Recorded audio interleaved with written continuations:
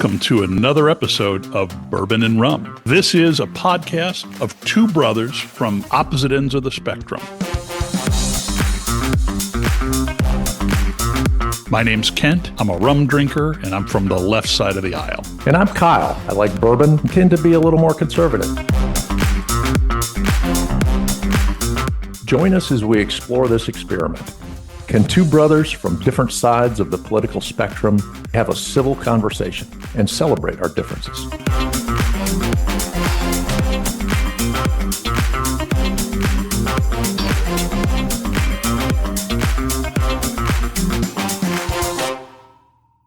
What are you drinking?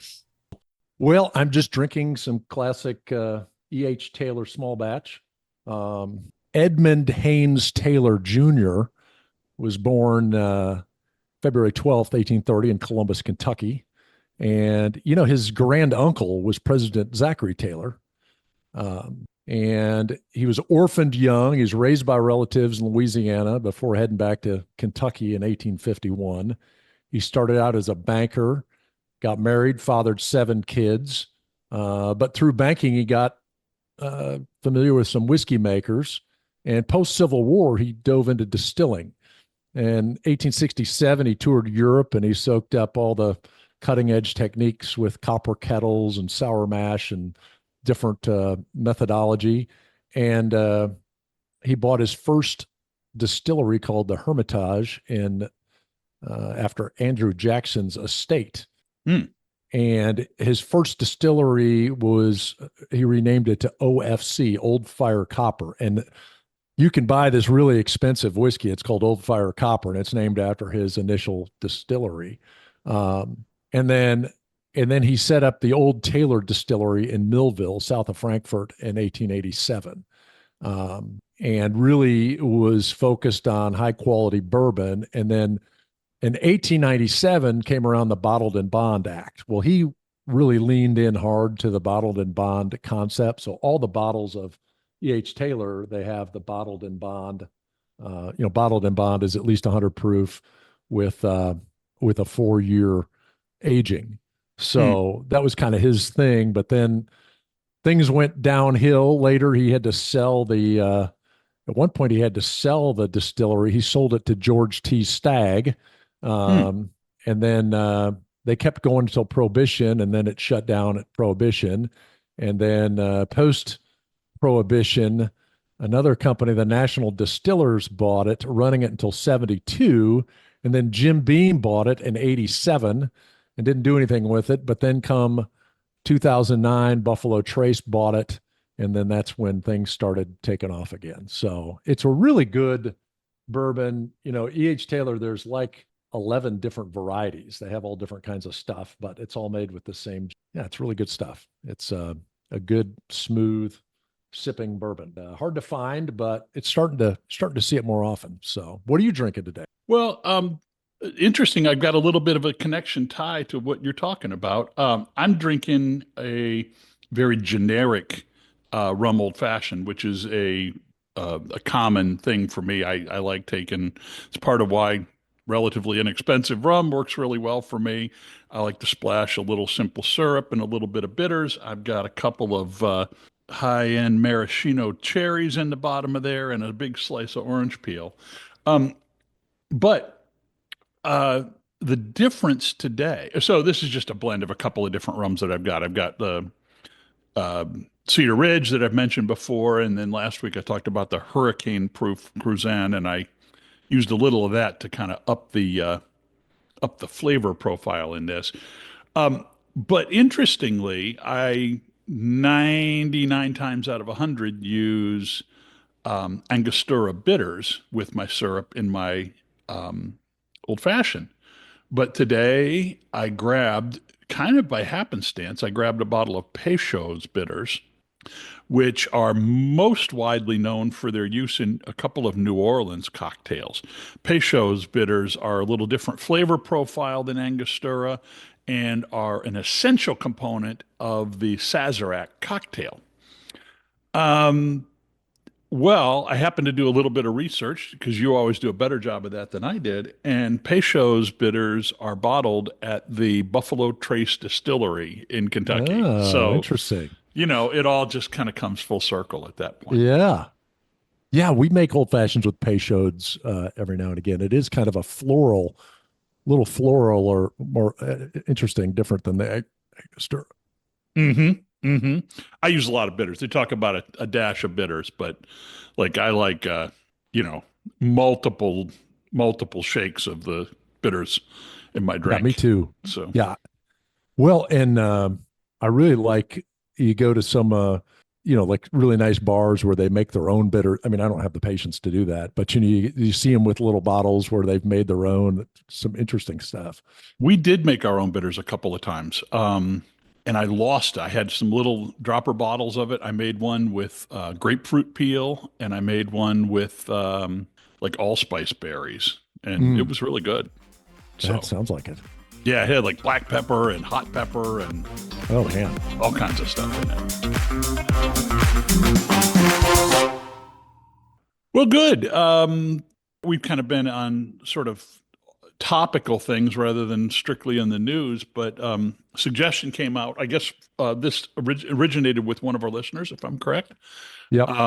that we take a deep dive into tariffs and and to give that a look and see, where do we line up on that? It's obviously timely because of what the Trump administration is doing. Let's start with a discussion about what's good and bad about tariffs, maybe before we try to get into a knockdown, drag out policy argument. Um, yeah. So you're better at research than I am. What did you find? Well, I What's your did, read there? I was digging into it a little bit. Their taxes on imported goods by a government. Thought this was interesting reading about it. It's usually paid by the importing company at the border. So I guess if you're bringing in goods through like a freight forwarder or something at the border, that's when they're levied.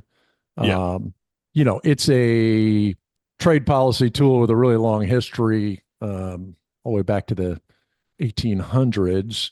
I think, And Kyle, actually, I think even earlier than that, because if I'm not mistaken, the primary source of revenue for the federal government at its inception, there was no direct taxation. They levied an import tariff kind of across the board, and that was how they paid for the federal budget, if I'm not mistaken. right. Yeah, I think that was, where did I see it? It was up until I saw a date somewhere in my research. It was up to like the late 1800s. Um, that was the primary source of revenue. Mm-hmm. Yeah, it's kind of one of those things that, like, right now, I think, well, Trump likes to fashion things that it's all his own idea, like, but I mean, everybody's been using tariffs. Like, every administration uses tariffs. You know Of what I mean? course. So, Yeah, like, yeah, yeah. but I think to some extent that is, what kind of the way Trump brands things. He's like, well, I'm going to be doing tariffs. Well, he kind of does it to himself because he's like, well, I want to do tariffs. And then everybody's like, people that don't really look at history, they're like, well, Trump, he's doing tariff, or even people that are favoring it, like, well, that's a great idea. I mean, he's doing tariffs. Like, it's not that exceptional. Right. I guess what I mean, it's like it's a pretty common thing. It's just it's when it's It's a common thing. I thrust think into the news, it's like either you like it or you don't. But it's like, I guess my point is it's he's forcing the issue of putting it in the news, and that could help him or hurt him depending on what people. Yeah, completely. I will say for me, the part of what he said that I take objection to is the, you know, 25% across the board. And I will highlight and underline those last three words, across the board. So my thing with tariffs is, and you're 100% right about the history, and it was kind of like broad based back in the day. It was a primary source of revenue for the US federal government for a long time. But think about what's different today than 1803, right? You had in the Washington administration, you had ports of entry to the United States at Boston, New York, Philadelphia, Baltimore, and I think Savannah, Georgia, Charleston, right? You've got half a dozen ports in the entire country. That's the only places that foreign travel comes in. So you need to protect. There's no such thing as overland trade from Canada. There's no such thing as overland trade with Mexico. It just isn't a thing. It's a desert and there's nobody crossing it. So you have very narrow windows. And in those days, I think that, you know, in those days, it wasn't really protectionism of particular industries. It was and it was also, I think, mutual. I think you would say the same thing. Uh, you kind of had to take your tariff because your stuff got tariffed when it went to the UK or to France, or, that was how it worked. But what we've seen over these 200 years is a lot more, in most cases, a lot more surgical use of tariffs, industry by industry, product by product, and it's used to level out. Once in a while you get into these trade wars where, the things that you hear talk about are like steel or automobiles, kind of big ticket items. I would be willing to bet, and your research could validate this, more often than not, it's kind of like really niche stuff, like Yeah, stereo amplifiers or something, kind of very it's specific. the U.S. It started under Biden. The U.S. and a bunch of other countries all put 100% tariffs on Chinese electric vehicles. I thought that was an odd thing that everybody's like, well, tariff the crap out of those Chinese EVs. Right, right. So yeah, I think you raise a really good point about, Trump's choosing to bluster. He's claiming as unique something that's profoundly not unique that everybody uses to one degree or another. But he has thrown in the talk of blanket tariffs across the board. The other thing that's changed, I want to back up to that. So we go from what, half a dozen ports of entry to the United States to now planes can land full of Chinese crap, in any city in the middle of the country. And, with containerization, you've got ports up and down both coasts, and so that's a big change. The other big thing that's changed in the world since then is the fact that a lot of our international trade is in component and sub-assemblies of larger products down the road. A really good example of this is Canada and Mexico with the automobile industry. Stuff comes over the board. One of the most famous Ford Motor Company engines for its cars back in the day was the 351 Windsor engine that was made in Windsor, Canada. And I just had the great privilege of being in Detroit just this last week and drove by the Ambassador Bridge and the tunnel to Canada and the new Gordie Howe Bridge that's going to cross. Those two, now three crossings, I think are dollar for dollar the most valuable border crossings in the world because it's all kinds of auto parts coming and going both ways over the border. Same thing happens in Mexico. So now you start talking about tariffs on these things. It's not just a matter of, taxing my cup of tea that's coming in, right? I've really fundamentally messed with the business model that a company like Ford or General Motors is using. It Well, leaves people confused. I but don't know. the flip side of that is it's not like with these situations there were no tariffs. A lot of Hmm. this is because, well, the other country, Canada, tariffs are stuff already, and Mexico tariffs are stuff already. It's not like you're going from 0 to 100. You're going from tariff one to also the other. And so then it becomes like a fairness element also. Yeah. Well, and that's been a thing for a long time. There was a big thing back in the 80s where essentially Japan was dumping steel on the market, right? And when they do, they say they've got excess production in their country. They're just going to sell us steel for nothing, and they're going to undercut our businesses. And so to protect our American steel industry, you wind up putting a tariff on there to balance that. I guess my point though is in rhetoric, if not in fact, Trump has talked about this as a very blunt instrument. And I think that's dumb. Use the surgical strike when you need to fix something, when there's a specific imbalance, but slapping 25% across the board, it just doesn't, I don't think that does anybody any good. Well, to me, though, there's so many factors. We talked about the difference between administrations and all of the impacts and how they look from place to place.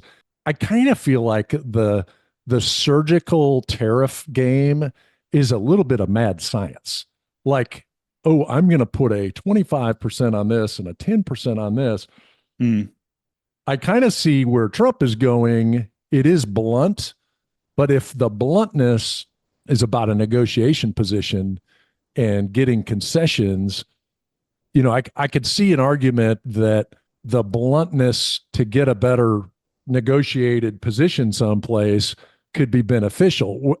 The scientific or the targeted ones, it just seems it's like I said, to me it seems like a bit of mad science, because it's like, you're it's like playing the stock market a stock at a time. It's, I don't know, there's a lot of variables in there to be saying, well, I'm gonna put this much on steel and this much on aluminum, and I don't know. I mean, that seems like madness too. yeah, no, I hear you on that. I think in part this is just another manifestation of a thing with Trump that is exactly, I think a lot of times it's exactly what you're saying. It's these opening positions, very much the way you would do it in business, right? You throw somebody a lowball offer and you make them squirm, and then you meet in the middle. And it's not been done like that aggressively on the international stage. And so it's a difference, and people are catching up to it. It's not And to, and I'm not projecting necessarily that it'll be super successful, but it's at least that's where I'm seeing his, like, I'm not seeing a lot of science that goes into his tariff calculations. right, right. Well, and so yeah, I think that's the truest thing you've said. So there's not a lot of science going into it. So what does that mean? Is that he, not trying to put words in your mouth, but I think what you're saying is that his never take something he says the first time as gospel, because he's throwing stuff out there all the time for bargaining positions, and will sort out the details. He likes the shock and awe. He likes to destabilize people. He likes to catch, foreign leaders flat-footed with, because somebody says to the president of Mexico, in an interview, hey, I heard Trump is going to, I mean, I think that that's part of it, and it's very different than what we're used to in the world. And you can make a case that it's good and refreshing. I mean, I find it nerve wracking, and I think probably a lot of other people do too. Well, I guess where I'm going, I guess I haven't been thinking for the last 3 months of what are my core beliefs on tariffs, but just as I'm slinging it about it, I'm thinking, you know, okay, makes sense, maybe not real scientific, but it's a negotiating position. And then the flip side is, or it's this surgical science, which I think is a little bit of BS also. Sure. I guess my point though is that I look at Trump's actions, and I think you see, you know, everything through the lens of bargaining positions, negotiations, setting table for other things. I don't think it's a stretch to say that he gives the vibe in a lot of cases of not being a particularly sophisticated person in his, in the same way that there's not a lot of science to this. He's a pretty He's an instincts guy, absolutely. yeah, simplistic. And the thing that worries me about that is, in some ways, this is a microcosm of the whole thing. It feels like he hasn't thought it through. Yeah. And, there's no promises that even if you think it through, like ad nauseum, that it's all going to work out for you. But it makes me uncomfortable. And I think it makes other people uncomfortable that, like, he says this stuff that sounds reckless. It sounds like haphazard or half baked. And, I got to go back and remind myself, no, don't take it at first blush, but it does worry me. And I think you can see why that would be destabilizing to people. Yeah, no, absolutely. But I think it's also key to why again, it's why people hate them or people love them. It's because of somebody that is a different animal like that. And, if you're a person that wants the scientific study of every tariff, it's going to drive you batty. Probably wasn't that I guess important. what worries me is that in a context where you've got a guy who's either, at a minimum, he's unconcerned with the details. In worst case, he's just oblivious to the ramifications of things. And I think probably neither of those is exactly true. It's probably sort of in the middle. But I would say this, that we have been lulled to sleep over the last, since World War II, roughly, and insulated from the downsides of really catastrophic problems with tariffs. But you don't have to go back much further, and you realize that these are powerful tools and they can have really outsized consequences. And for that, I would point to the Smoot-Hawley Tariff Act that many people credit as the primary precipitator of the Great Depression. And so I worry about that he's either playing, brilliant bargaining games, or he's kind of, yeah, tariffs sound good, let's do tariffs. I think, but these are really powerful tools that can really mess a lot of things up. And I worry about that. Yeah, makes sense. I mean, it sounded like it was kind of Smoot Hawley was a bit of a situation where people kind of piled on. Hoover started it, named after Senator Reed Smoot from Utah and Willis Hawley from Oregon. It started out as a farmer's lifeline. So it's duties on wheat, corn, and butter, surgical, right? Yeah. To counter post World War I price drops. But then Congress got involved, and Congress said, the hell with this. We're going to jack up tariffs on 20,000 imported goods. 890 rates hiked, some as high as 60%. The average duty on dutiable imports hit 59%, up from 40% under the 1922 another act. So, but it was like every country and everything at like a 60% rate. I mean, it was a pretty drastic. Yeah. One of the problems with tariffs, and I think this has been batted around a lot because Trump keeps saying the other countries are going to pay for it. But as you cited, the way the cash flow happens is that the importing company pays the tax at the dock. Well, but I think where that's going, I mean, not to interrupt you, but you're right. Yes, if you're buying the good. I think that the issue is the way the country is going to pay for it that's exporting it is if you don't buy the good. Right.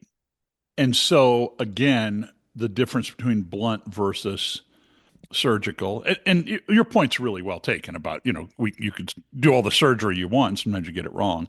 I don't know. Look at the stuff that we import and look at the stuff that we export.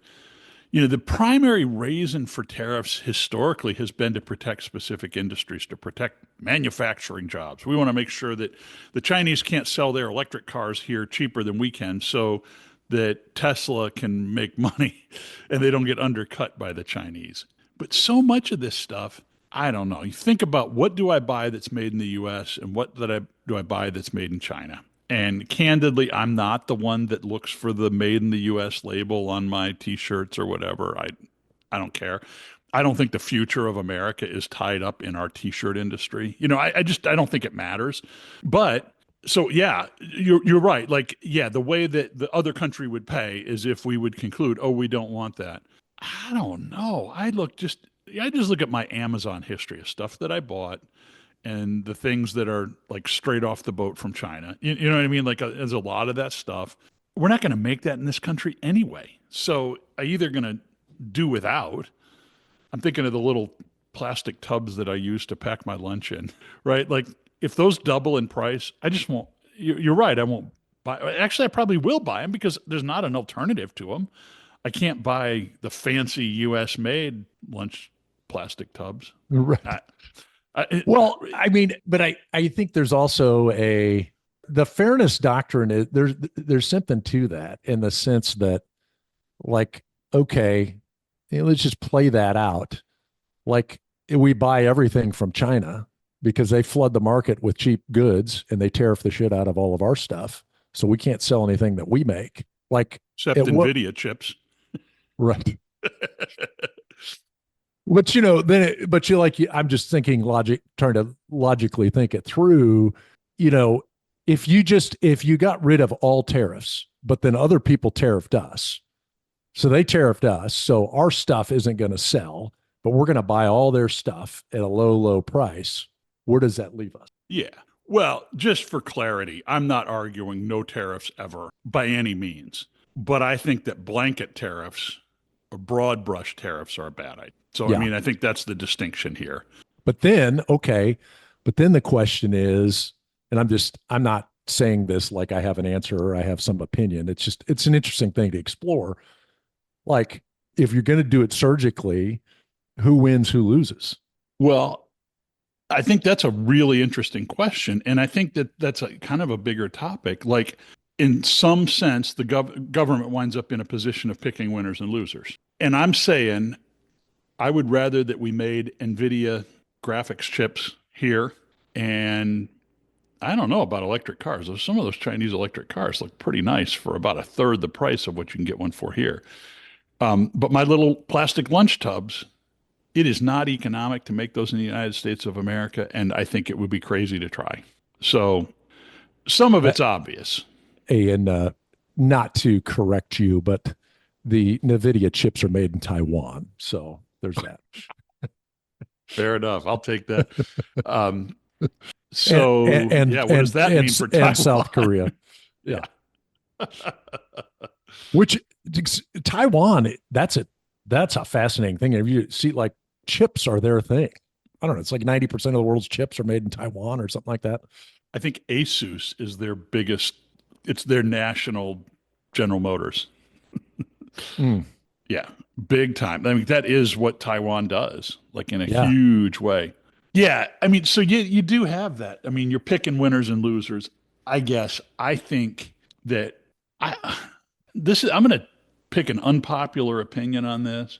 Everybody talks about manufacturing in the United States. We got to bring manufacturing jobs back to the United States. And in fact, I heard somebody, I can't remember where I heard this. We've talked about the analysis of the election, the the disaffected young man, right? Like that's a thing in this country. And I heard somebody say, well, yeah, that's why we got to bring manufacturing jobs back to this country so these disaffected 25-year-old men will get jobs in plants making stuff. And I'm not convinced that the way with the global economy that we need to make stuff here.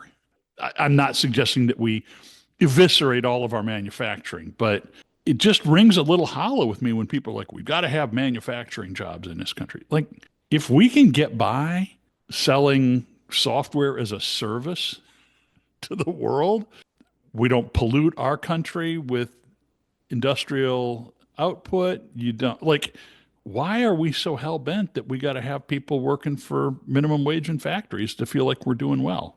I don't think anybody's making minimum wage at a factory, at least not in an auto plant or an airplane plant. I can guarantee Well, it. probably true. Probably true. You know, airplanes, maybe that's the topic because that does make sense to me. Like, that is an industry. I would hate for us to have to always buy our planes from Airbus or the new Chinese. Uh, Comac. Yeah. yeah.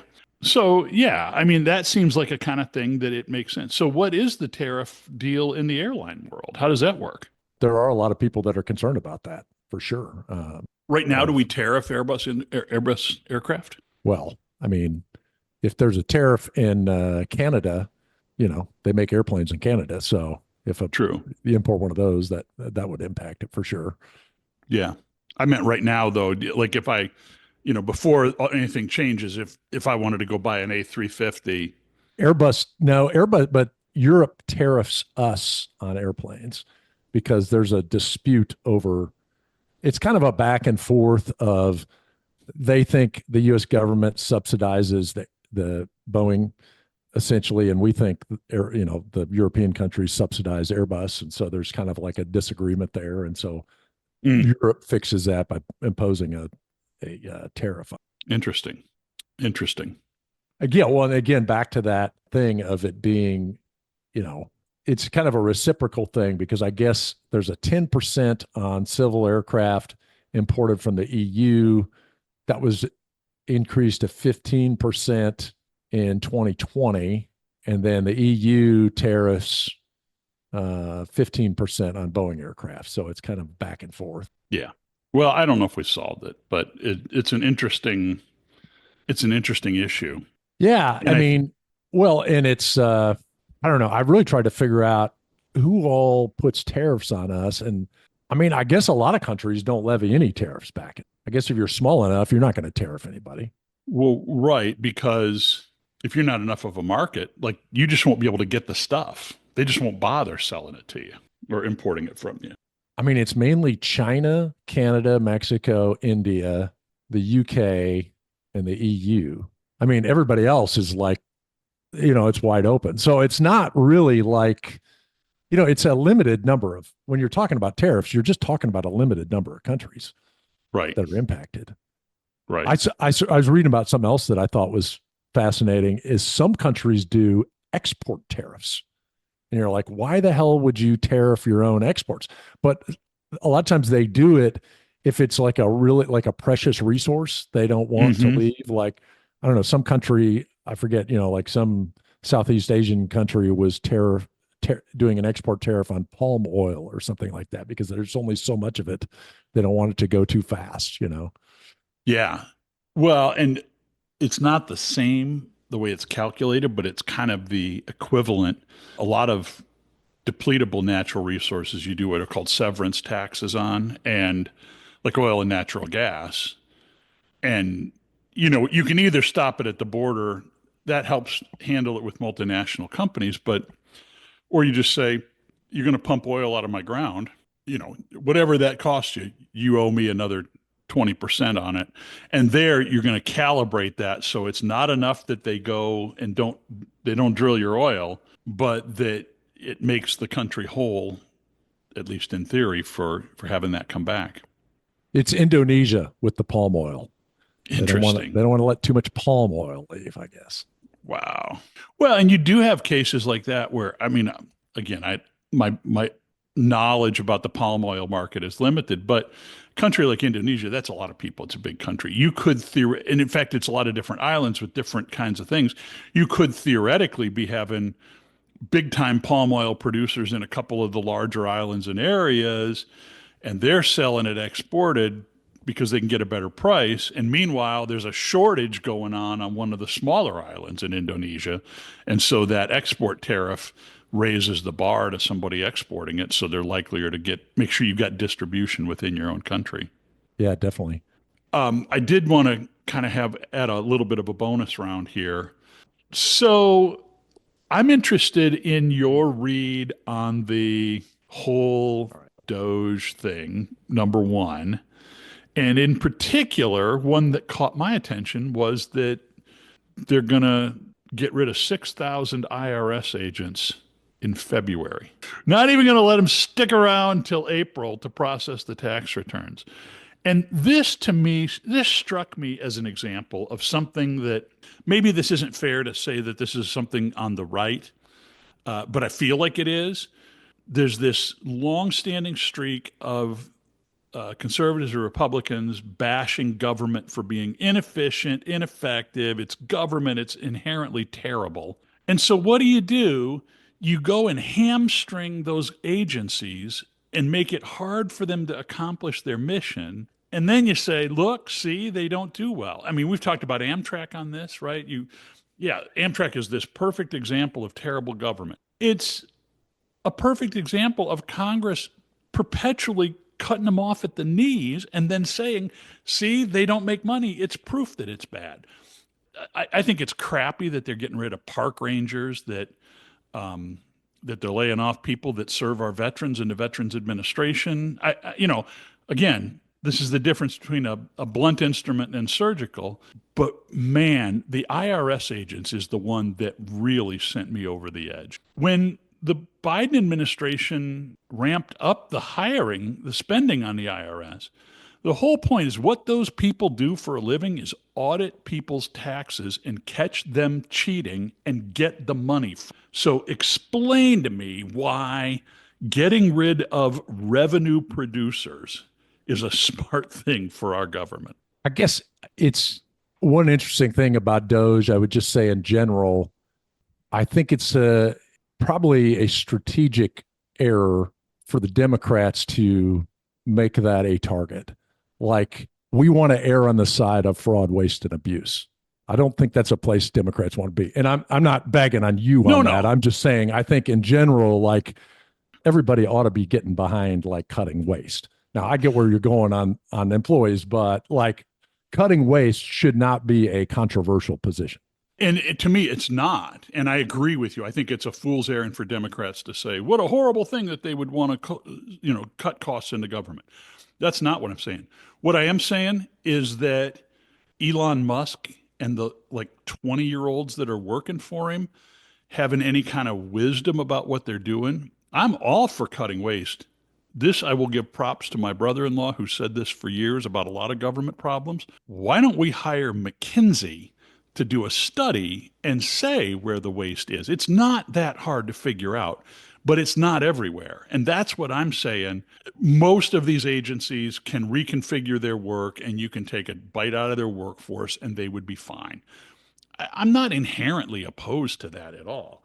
But I'll tell you, to me, it showed what feels like bullshit to me, that this is really about controlling government waste. When you're going to cut IRS agents who bring revenue in, we will collect fewer dollars in taxes. There's Well, a lot of you that Republicans who think that's a benefit. that's the allegation. I mean, the IRS had 83,000 employees in fiscal year 2023. In January 25, they've got 100,000. Yeah, So they increased by 25% in 2 years. The 6,000, 7,000 that they're was going to lay off are congressionally probationary funded. weathers. That was congressionally funded. It was a specific plan to increase the number of IRS agents, to increase our collections, our audit of tax fraud. So, yeah, it went way up, but this wasn't just like creep. This was a decision. It was like $1 billion investment to add a bunch of IRS agents so that they would be more effective at catching tax fraud. Were they? I don't know. I don't know. And what you'll be able to say now is it's going to be chaos because a month and a half before our taxes are due, they're cleaning out a huge chunk of the workforce. And all of these people had jobs. Hey, Look, so I know the here's government is ineffective. here's an interesting stat. Fiscal year 23, IRS employed 83,000 full-time positions and collected 4.7 trillion in taxes. Fiscal year 24, with staffing levels of 100,000, the IRS maintained its revenue collection at 4.7 trillion. I don't Um, know. I don't know. I don't know. I think my view is a bit. I probably have a different opinion of the government than you do, but my guess is if they cut 10% of the workforce, some stuff won't get done, but it probably won't really impact the big indicators. well, yeah, look, I'm not going to stand here and say that our government is blissfully efficient and accurate at everything. Like, I'm aware of how big bureaucracies work. The truth is that happens at a company like Boeing as much as it does at the federal government. So, first Absolutely. of all, let's not pretend that government is uniquely bad or Absolutely not. uniquely bureaucratic and inefficient. Hey, and Big organizations are. Boeing just underwent what they do, a 10%, 15% cut, and they're doing the same stuff they were doing before. I mean, Totally. No, I get that. And I think you have to do this kind of thing. I don't trust Elon Musk. why? I don't trust him. Like, I think that he's, What do you think? Yeah, I found that interesting too. Like, people are like, oh, he's got access to people's well, we were trading texts about that, and I was giving you crap, and I said he's going to start a Nigerian bank fraud on the American population. But like, what are you worried about? well, my worry is the broad brush. Again, I think it's I think it's wrong to cut national park rangers, right? Because it's such a whisper thin figment of the budget to begin with. We've underinvested in it for 100 years. And now you're going to double down on it and you're going to get rid of all of these people. I think that's crappy. But the IRS in particular was one where I'm just like, oh my gosh. Like the reason we hired these people was to go after fraud and abuse. And I may be out on a limb here, but I'm going to tell you this really gets me. You watch broadcast TV, I mean, cable TV. You watch Fox from time to time. Are they still only on YouTube. Oh, okay. Well, then maybe you don't see this. But in the times that I've visited families and that has been running in the background, there's a very particular kind of commercial that you see on Fox News that you do not see on MSNBC. I'm just going to say that right now. And it's is the IRS harassing you for back taxes? We can help with that. You don't. Now, what the case is. I thought you were going to say My Pillow. You don't see any My Pillow advertisements on MSNBC. No, you do not. No, you do not. And I buy mine at Kohl's.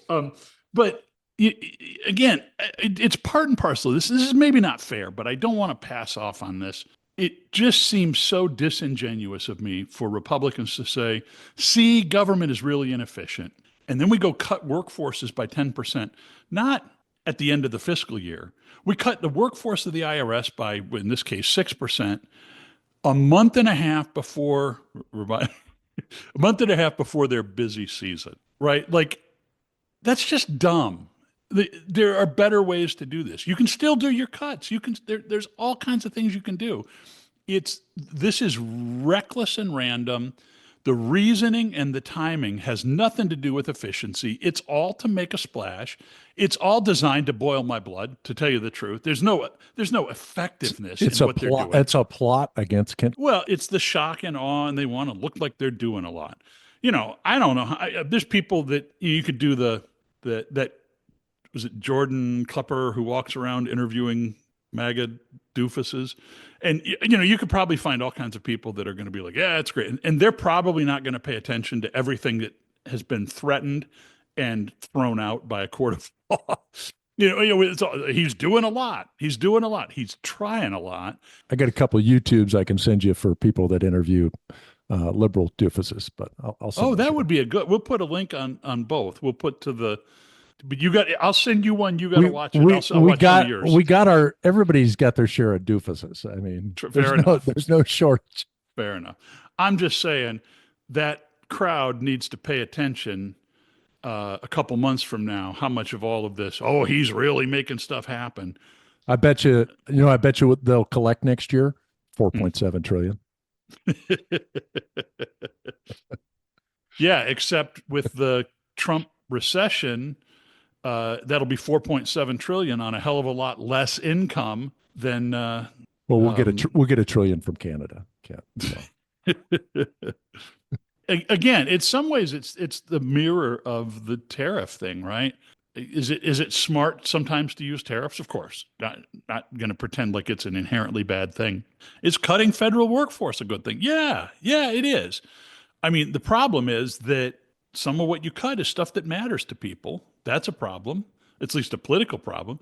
And the other thing is sometimes you cut stuff.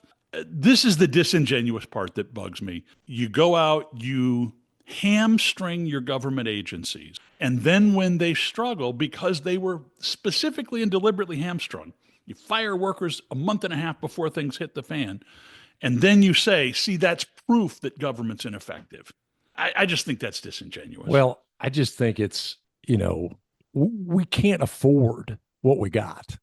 I mean, it's like, I don't know. We've talked about this before. Like, at what point, if you can't afford the stuff, at what point do you cut it? It's like nobody wants to cut something they're getting. Right. But if you're doling out more than you got, I mean, at some point it's got to stop. I agree. I don't disagree with the aim. And, I keep telling myself this when it just sends me into orbit. I'm reminded of something Barack Obama said years ago. Elections have consequences. And I think it's horrible right now. I am daily outraged by what I see, but I'm not mad at Trump. He's doing what he said he would do.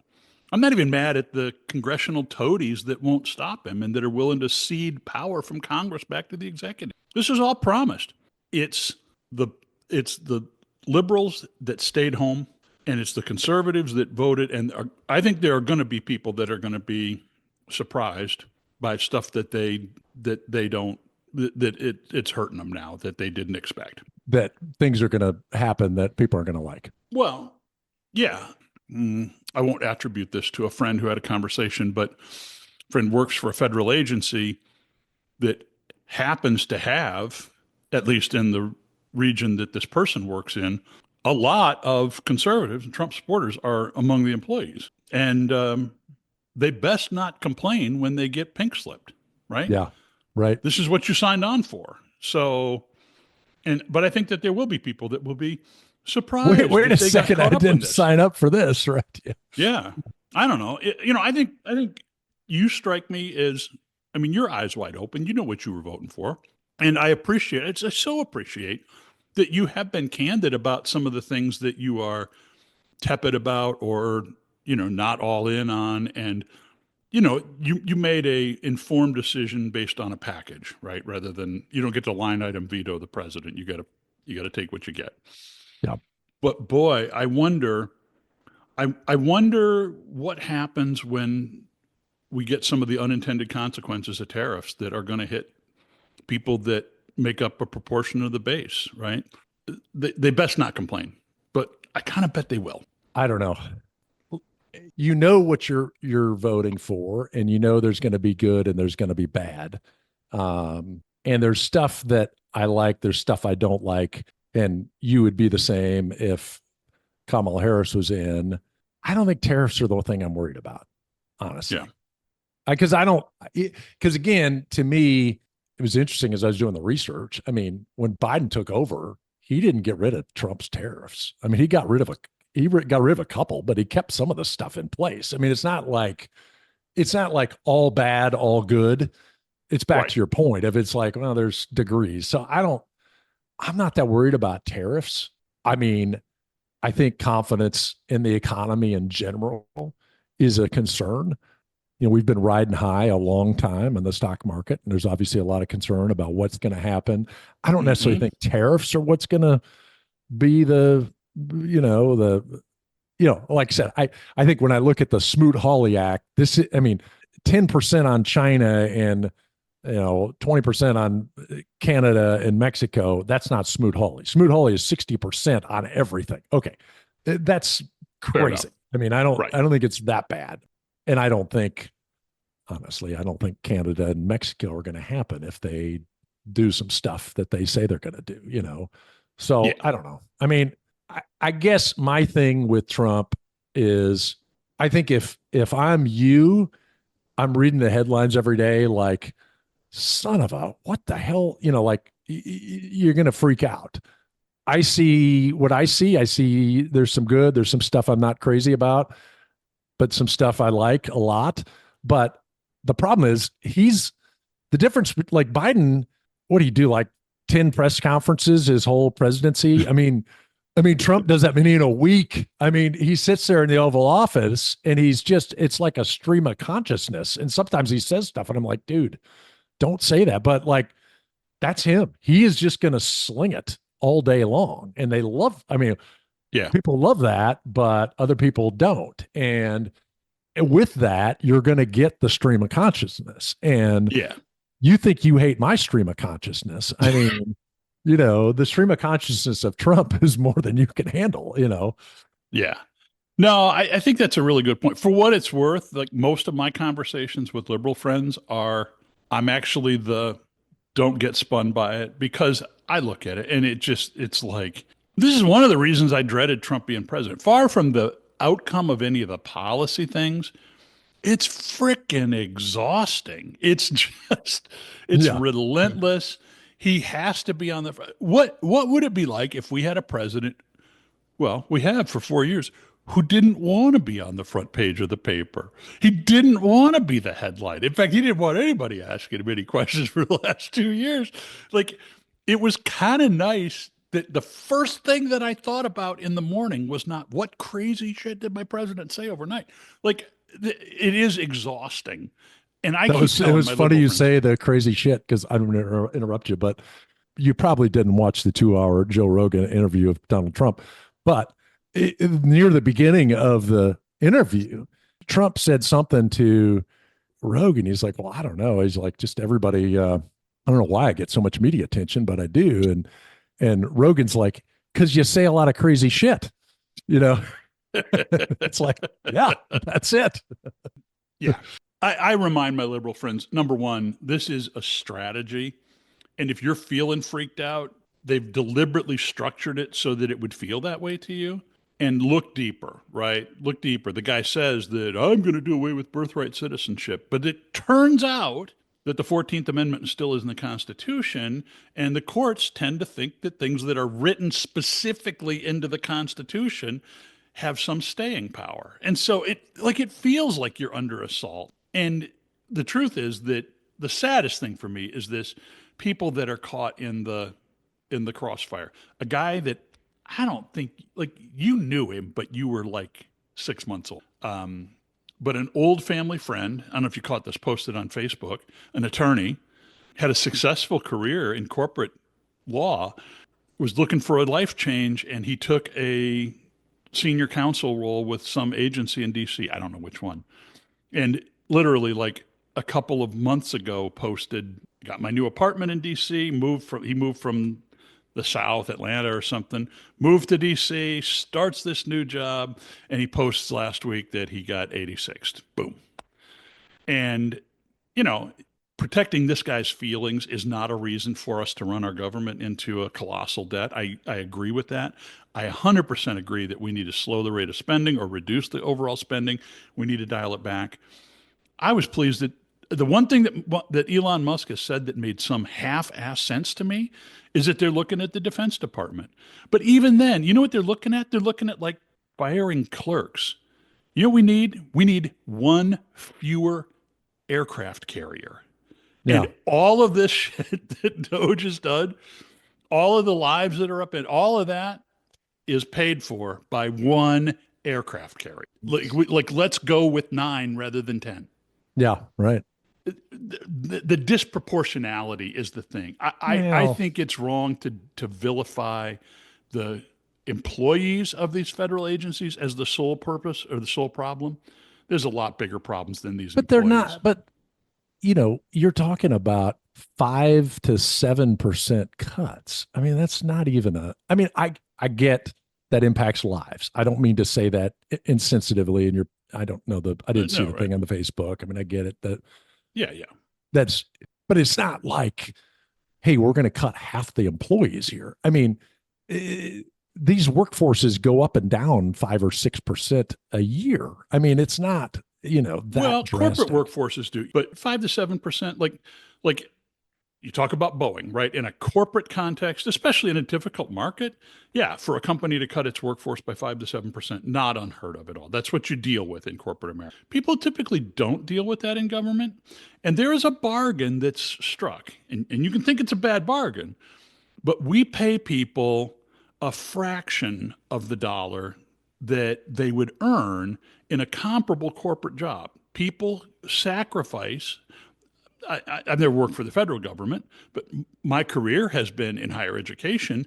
And a big part of that is that I've accepted a fraction, probably 40 or 50% of what I would have made if instead of the work that I do, I'd been peddling pharmaceuticals. I made that choice because I like the stability of a government job. I like not having to worry about getting tossed to the curb the minute sales slump. And this may work in the short run, but if we go to a model where there's no difference in terms of job security, between working for the federal government and working for a company like Boeing, I'm going to tell you something, you're going to have to pay more to get quality people. Or maybe this is the strategy. The idea is to run the quality of people off so that the agencies fail, so that you can down the road point to them and say, see, they failed. That's this vicious loop that I'm worried about. Yeah. I mean, I don't, I like the idea of spending more, pay them more and get good people. And you could do it with half the people. I'd be up for that, but it's a pretty big shift. Well, I don't want to go down a rabbit hole, but that leads me to one of your things has always been I like pay every congressman $1 million a year and then say you can't make money any other way but this. Right. We will. Yeah. People scoff at me. They're like, they're cashing in. Let them cash in. In fact, make them cash in. Say we're going to index for the rest of your life. If you do one term in Congress or you do 20, doesn't matter. We're going to index you for the rest of your life, and you're going to make whatever the top 3% in the country makes. We're just going to write it to you as a check. And we could do that for every current and future congressperson, and we would be money ahead. Yeah, big time. So, no, I mean, you know, I'm sure these cuts are going to have real impacts on real people, but I also do think I'm probably dislike you in the sense that I think they're going to make some real changes that will have substantive savings. But and I said this early on. I mean, you start messing with the government and whatever people's pet projects are that they want, they're not going to be happy. There's going to be a lot of pissed off people regardless. True. Or we could save hundreds of thousands of dollars and fire all the people that protect our nuclear weapons. You saw that one, right? And then we got to hire them back because if we don't have them watching over the nukes, they're just going to sit in a warehouse. But we fired them and turned off their email. So we didn't even have a way to contact the people to try to hire them back. That would be an example when I say What are you talking about? I You didn't didn't get hear that. this story? Oh No, my no. gosh. I got to find this for you. Which, by the way, is evidence that our news sources are too far off. 350 employees at the Pantex plant in Texas. Is that what you're talking No, about? no. The National Nuclear Security Administration workers, they let 300 of the staff go. They work for the U.S. Department of Energy, and the department is responsible for designing, building, and overseeing the U.S. nuclear weapons stockpile. They fired 300 people, and then the Trump administration has since tried to reverse their terminations, but has reportedly struggled to reach the people that were fired after they were locked out of their federal email. Again, do we need to spend less money on our government? Do we need to reduce the federal workforce? Sure. Was that the right 300 people to fire? Probably not. Well, they're still fired, and are the assets secure? I don't know. I don't But know. if I were, Well, I don't know. Part of me is also, just how essential are some of these jobs? it's a fair point, but I don't think the government does nothing. And I don't think it does everything badly. And there are parts of what our government does that are essential for our safety as a nation, that are essential for the functioning of our economy. And if you don't know the difference and you're standing there holding your kid in the Oval Office and you're just pointing at people, But is there zero risk that something will go wrong? it is kind of ironic. You mentioned him. Nobody thought a civilian company could do what NASA does. Only the government can launch rockets into space. I mean, the crap that Yeah. they do in SpaceX, they've done things nobody thought anybody outside the government could ever do. And even, I watch those rockets come back to Earth and Mm-hmm. land on a dime in their spot. And I think about companies can do a whole lot.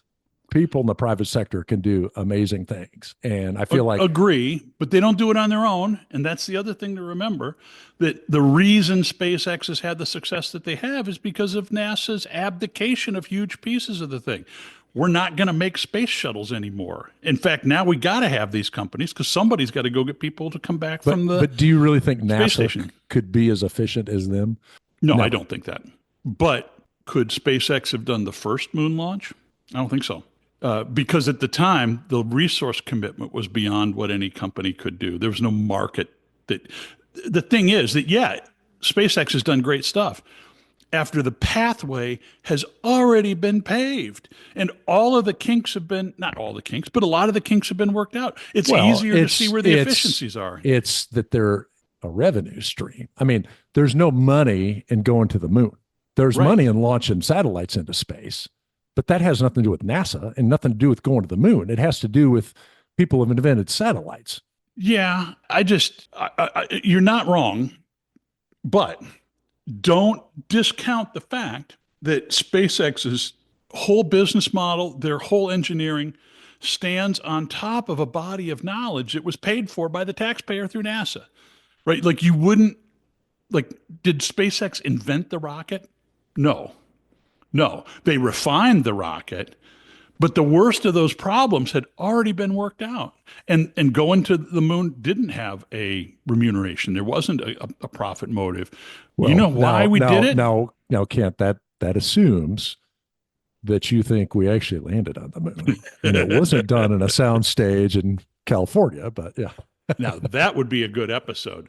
Now, I remember vividly back in the 70s and 80s, and the whole story of marketing for NASA was it like Pop Tarts that they invented? Like the whole point, or like those Mylar space blankets that you take when you're right. camping. Like people would say, see, this is the benefit of NASA. We went to the moon, but the spinoff of all of these vital things, Tang, for the love of God, it's Tang, is why we went to the moon. Hey, just Well, just for the listener audience, our grandmother was very supportive of the NASA program as well, because she used to make this fruit salad with a mixture of Tang and mayonnaise. So if any of you are looking for recipes, the Tang mayonnaise combo is an interesting one. 0 out of 10 do not recommend. Anyway, the shtick from NASA all along was, yeah, we're going to go to the moon. We're going to spend, an arm and a leg on doing it, but the benefit is going to come to us because of the Yeah. technological innovations that are going to trickle down, and that is exactly what happened. And so SpaceX comes onto the deal, and all of the worst ideas have already been worked out. Like they already got shot down. And we did make good strides, and now they come in and ride the coattails. Yeah. Well, and look, I mean, the people in the government. I know when I was a kid, mom and dad always talk about the government, and I thought, is this some kind of machine? No, it's just people like us. I mean, Right.